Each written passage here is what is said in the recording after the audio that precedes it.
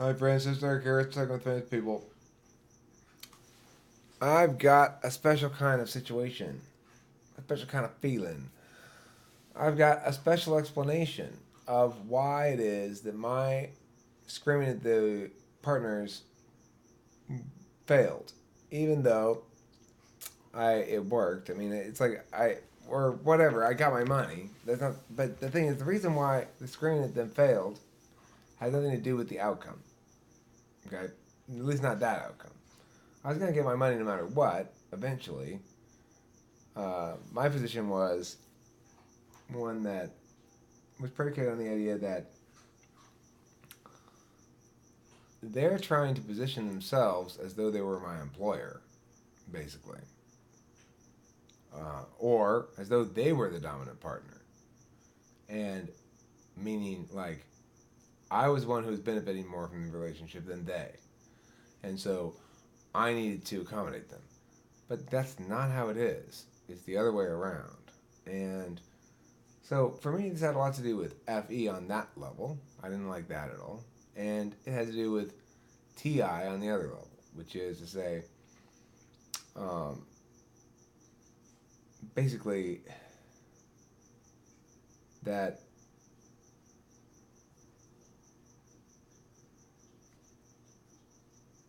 I mean, it's clearly indicative that they don't understand that they don't understand what it is or something, right? What they've entered into, even though they agreed to it, or they either don't want to understand it or they're intentionally trying to make it something other than it is. And in either case, I'm compelled to answer those sort of things. But in no case is it about his fear. In no case is it about his English. In no case is it about anything regarding him and his needs. And the reason I'm making this video is I got a comment from SignsthatScream. I believe she's a female. And she indicated that she thought I was being pedantic and unreasonable in the video. That the guy just wanted a little reassurance. Why wouldn't I reassure him? Well, the reason is for the things I just said.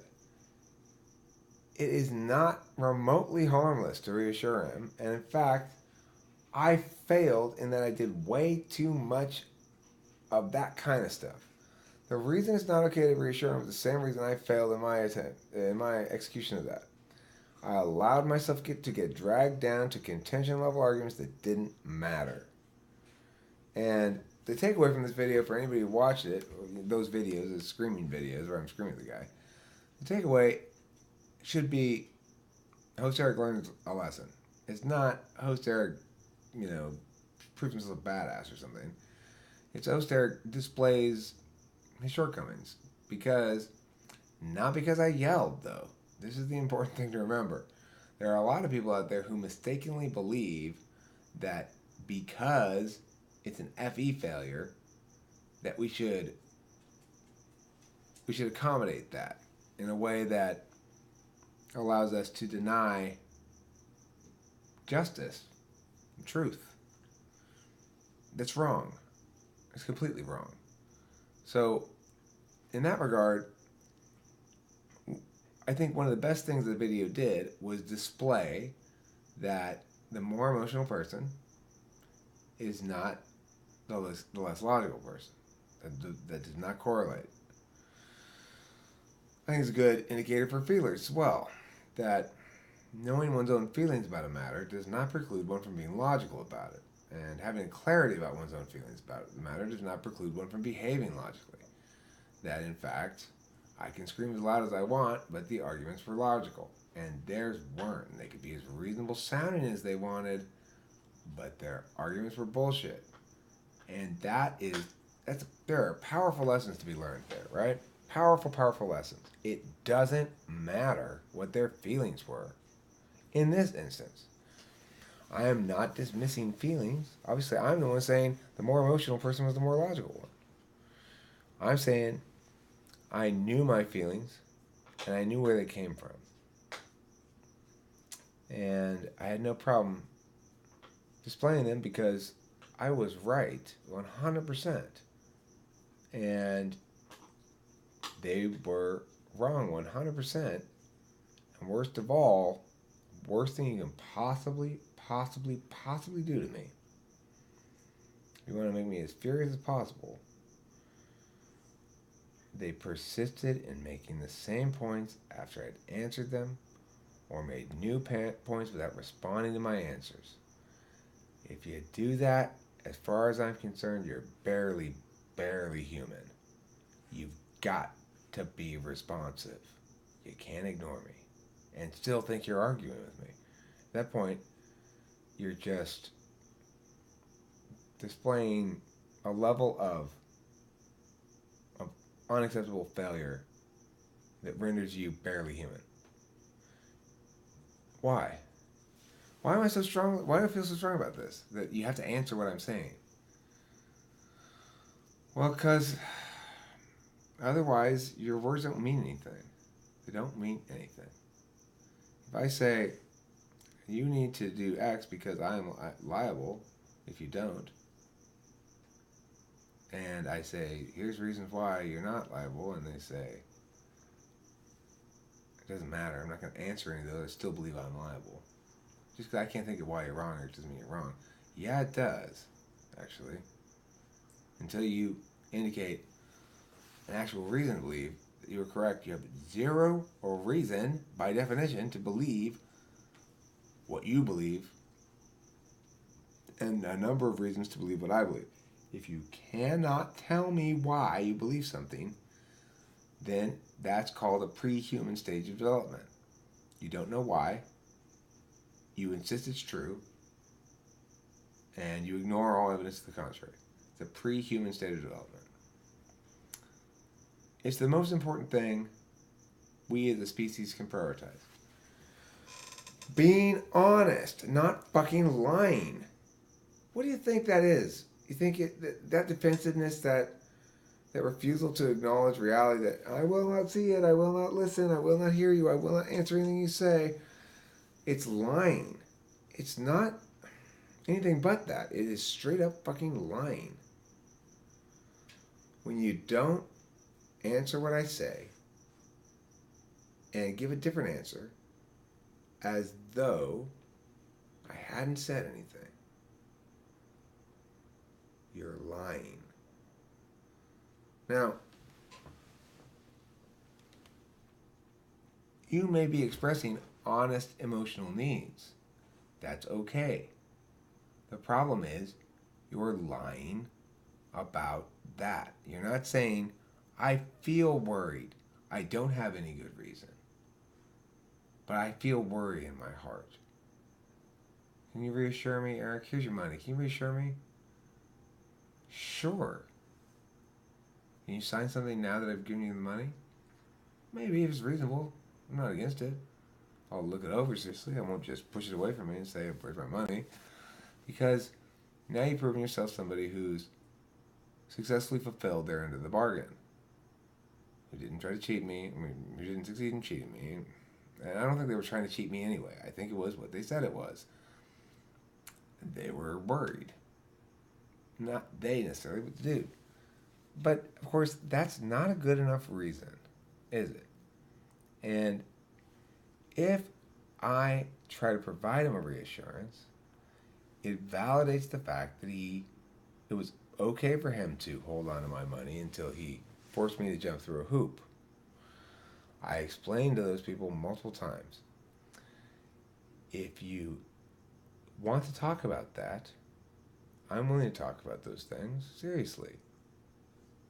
But it's not a condition for you to pay me my money. All the precursors, all the millions of conversations, not millions, but quite a few conversations between me and Gene leading up to the screaming videos were not recorded. They consisted of me going, so what's going on with my money? You know, what's going on with my checks? You know, like, she'd say, oh, okay, yeah, we'll pay you. We just need you to sign something real quick that says, say, okay, well, we'll talk about the signing thing after the money, right? Because obviously you can't set stipulations on giving me my money. So but I'm not opposed to signing that. That seems reasonable. Those conversations all happened in the lead up to the big screaming fights. At no point did Gene say to me until right before that meeting, like a couple days before that meeting, maybe, did she ever say to me that they were planning on holding on to my money. I just thought she was sort of sillily, in a silly fashion, was she thinking, well, maybe I can use the fact that I have his checks to leverage something. Worth a shot. Fine. It's worth a shot. I'm not upset about it. But once I made it clear that's not going to work, obviously it's not going to work, so pay me my money. Yeah, that's how I'm fine with that game. It was fun. I was not in any hurry to receive the check, is the thing. If I had been, it would have been a lot more frustrating. But as a consequence of me not being in a particular hurry to receive it, I let it stretch out a long time. They received the checks, the last of the checks weeks ago, and I've been talking to them about it ever since. So the reason all this is being made is in response to a comment, as I said, and the indication that basically it's unreasonable because I got everything, they got nothing. But of course, it's because I was entirely right and they were entirely wrong. They got all of their share. They have that, and they were keeping my share. But I'm the lead school here in this affair. He found the best argument he could find, and I'm not disputing that it's the best argument available to him, which is because they signed the checks to Paramount. But again, the fact that the commenter noted that liability point, noted a practical solution whereby I could reassure him, emails to parents and stuff, indicates that I didn't make clear enough in the video, and I didn't make clear enough to him, and these are the consequences of allowing yourself to get dragged down a contentious level argumentation when you shouldn't. None of that stuff matters at all, right? Because we had an agreement. You breached that agreement. You can't now claim that you're concerned about these things you didn't think of at the time, especially since I offered to do it myself at the time. I have no problem being the one who takes all the checks, deposits them, writes them a check. That's fine too. I told them that at the beginning. Whatever you want. They said, it doesn't matter. I said, well, historically I've written it to the admin people. You guys are keeping track of who paid after all. So, because I don't want to keep track of that stuff. So she said, fine. And I said, remember, but we have to be in agreement about this. You are going to give me the checks as they come in. You're not going to hold them. Why did I say that? Well, because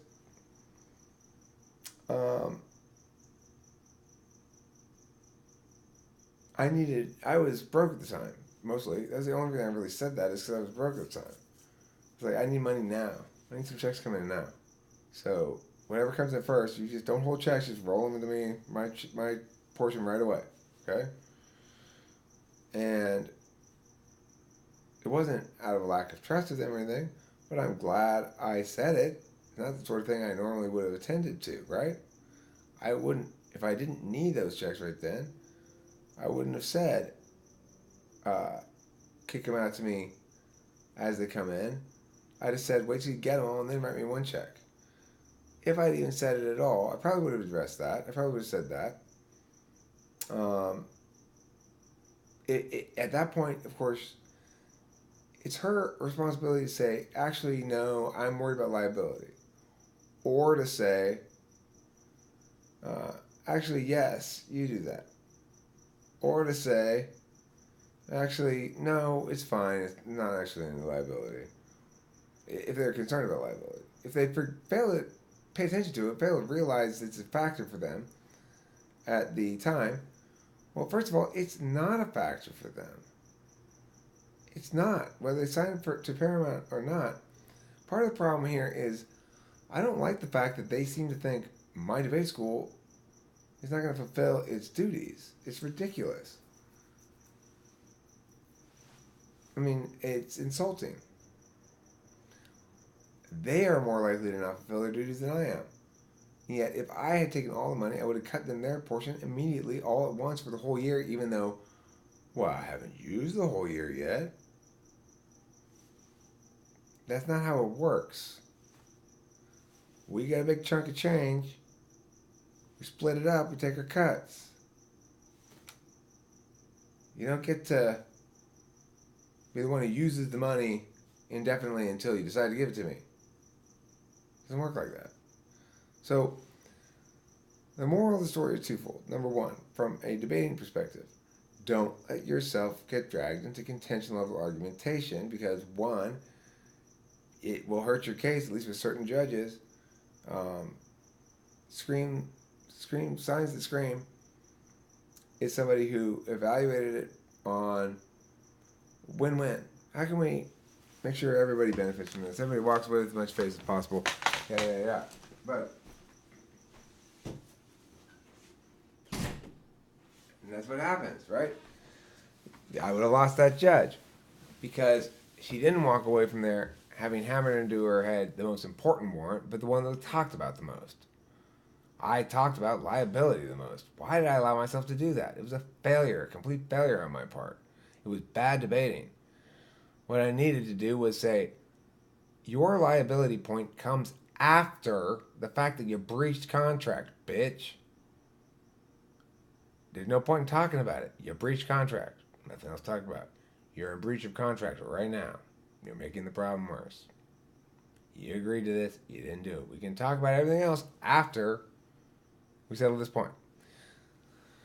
Why does it matter? Because nothing else after that point matters. They agreed to it. They had the option to choose the other one.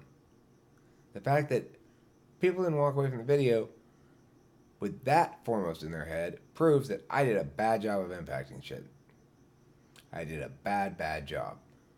I let myself get led around by the dick like an idiot. He didn't know what he was doing. He didn't fucker didn't know what he was doing. But he did it anyway. And I have only myself to wag a finger at here regarding that. Now, as far as understanding these sort of things from a viewer's perspective or a thinker's perspective or a feeler's perspective, the important thing to note is that we can't divorce the bad feeling somebody has from their own bad behavior that caused them. So the reason he's worried is because he allowed himself to sort of think for a minute that it was all his money in the account, you know? So that number looked, decent sized chunk bigger than it was before. It's like, good, I'm feeling rich. It's not your money. It never was your money. And you're not paying it to me. It's you failed to pass it through like you should have. So for feelers who go in and say, well, it's not fair because they're not in it, they were just worried, not. If we make those arguments, then we're saying, well, I know he raped you, but look how sad he is, and he didn't go to jail. I mean, I know he raped you and beat you to within an inch of your life, but I mean, he's genuinely upset about it, and so, cut him some slack. You're being so unreasonable. Obviously, that's an extreme case. Same warrant. You can't illogically, unethically make claims upon my property and then have it to the extent that anybody's willing to say then after that, the problem is I'm not being nice, I'm not being accommodating in responding to them and doing that. It is a travesty. You're missing the fucking point. The problem is never the loudness of he who objects to victimization.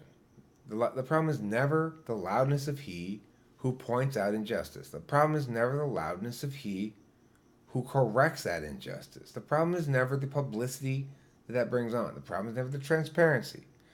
The problem's always the privacy, always the secrecy. The problem's always the lies. They were lying. They told me so many conflicting reasons for things that all they do is lie. I'm not saying they're a problem. I don't have any problem with Paramount. They've paid me all the money they owe me. As long as they don't go out of business between now and the end of the year, we're fine. Next year, I'm going to open up my own place because fuck these people. Fuck all these places because fuck them, because fuck them. I'm just going to go ahead and bite the bullet and get a building. But I like them. I got no problem with them. You see, some people think that's crazy. How can you say you like them, you got no problem with them, and fuck those people at the same time? Because they're both true. I got no problem with them. We're going to be fine throughout the rest of the year. We're going to get along fine. At the end of the year, I might even feel some remorse about the fact that I'm leaving them because it just doesn't make any sense and they just didn't wow me enough. If they'd wowed me, that's one thing. If I love them, that's one thing. Then I'm loyal. But see, that's the thing. They sacrificed their loyalty. They sacrificed my loyalty to them. I don't feel loyal to them anymore. I don't feel obligated to do anything for them. For my own reasons. Internal reasons, you know? I mean, obviously, I'm going to fulfill all my obligations I think are appropriate to fulfill. The same ones that I committed to. Shit like that. But I no longer feel a sort of spiritual, what do you might call it? Debt of any sort. That I might, when people cooperate with one another in successful ways that don't involve, whether it was just a sort of mental failure because of dumbness, whether it was their, I mean, the thing is, it's not that, though. They're trying to fucking trick me. And I hate that. They're trying to outthink me and trick me.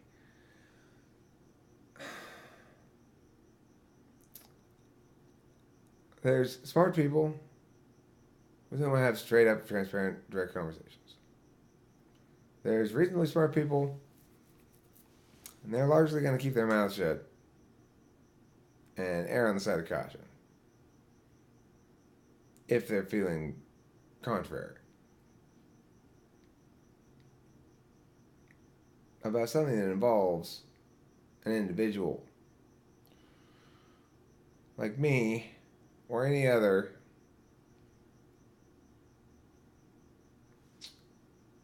person like me. Nick, Taylor, you guys 783s. These fuckers are stupid if they think for a second that they are going to outthink and trick me. It was only possible one time for me to get tricked. I didn't get outthought because I didn't commit any of the missteps that she anticipated I'd commit given the circumstances because I adhere to clear, distinct moral principles rather than a shifting, self-interest, arbitrary justification system. So, yeah, she tricked me, but she didn't outthink me ultimately because my TI had provided a sound architecture that didn't need to actually know what was going on to correctly adjudicate the situation. And that's the reason. That's another great reason to prefer deontology over utilitarianism. You just don't know. I don't know what's going on. But I know what the rules are, and I adhere to them. For a TI any type, understanding that rules are good if you adhere to them yourself and you have a good reason for having that set of rules and not some other set of rules. You have to, because then you're safe, like I was. I didn't do anything shady. I didn't cross any lines.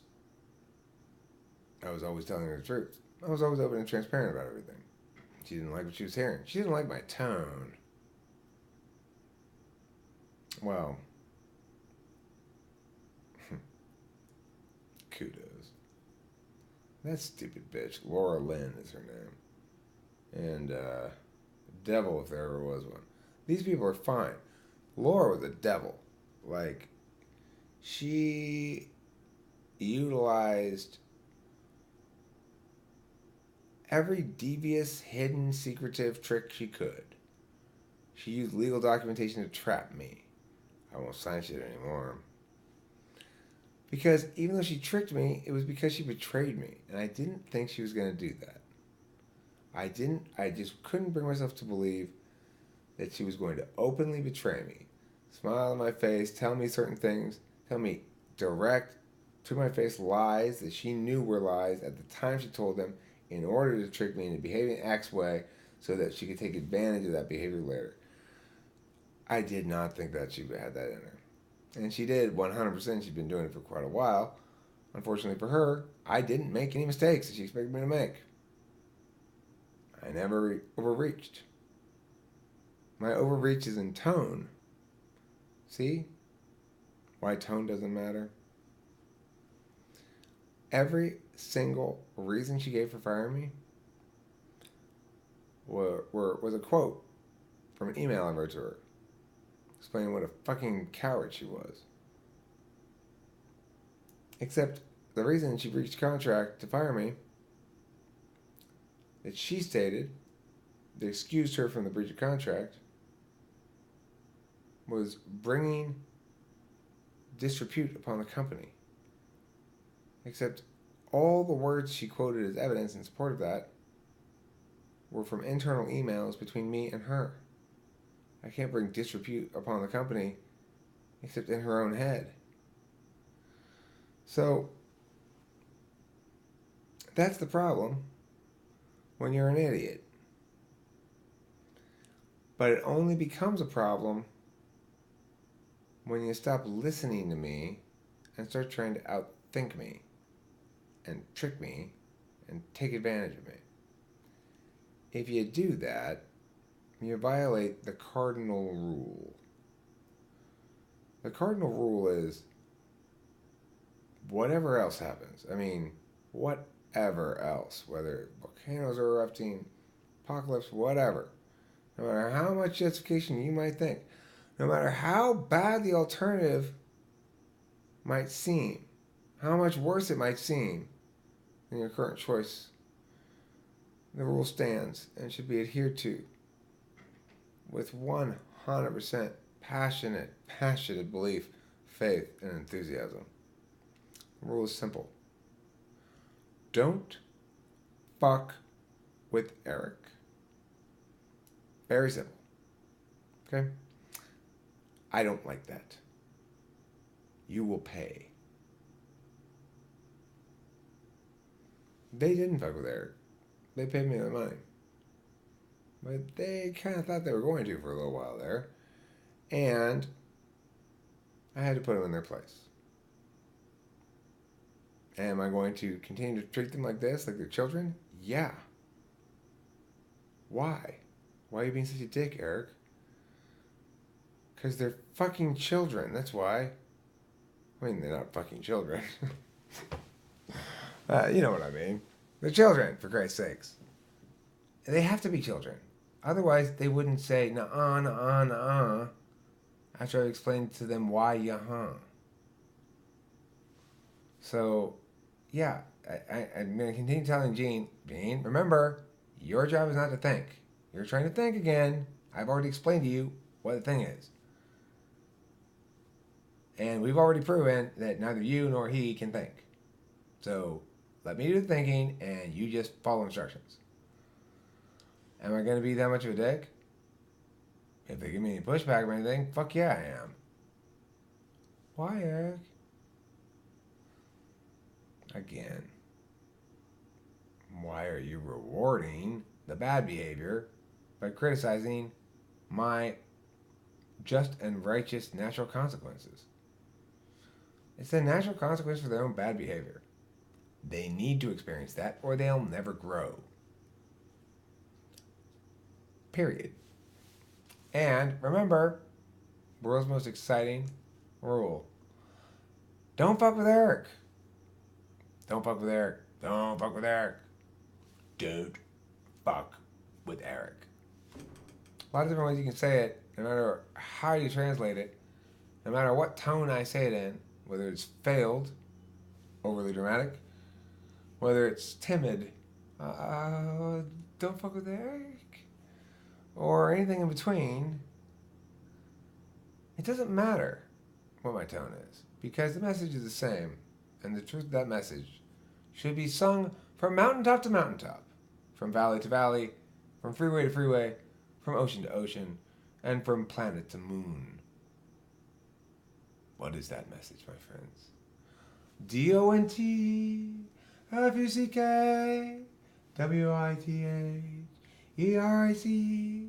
Don't fuck with Eric.